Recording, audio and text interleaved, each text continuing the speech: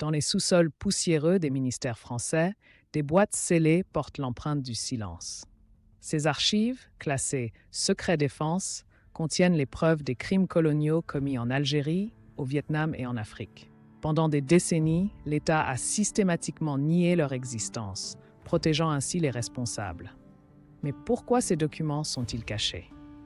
La réponse se trouve dans les mécanismes du pouvoir.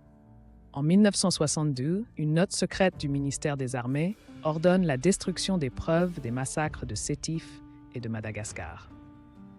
Des fonctionnaires anonymes scellent des dossiers avec des cires officielles, tandis que des témoins sont intimidés. Cette opération, baptisée Mémoire blanche, illustre comment l'État fabrique l'oubli.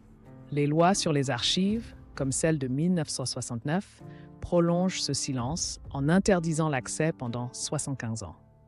Dans les années 2000, des historiens comme Benjamin Stora découvrent des traces cachées, des photos retouchées de la guerre d'Algérie, des journaux de militaires censurés. Ces preuves éparses, sauvées par des lanceurs d'alerte, contredisent la version officielle.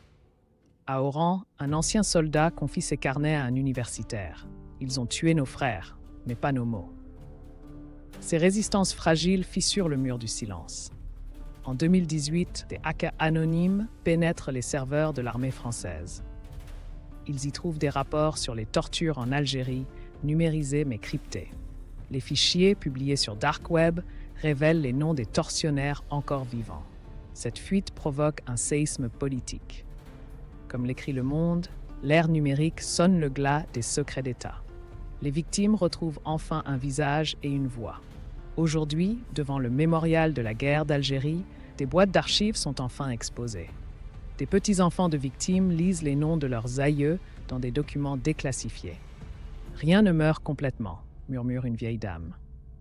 Cette libération tardive des preuves pose une question cruciale. Quels crimes contemporains sont encore cachés dans les sous-sols de la République? La vigilance reste notre devoir.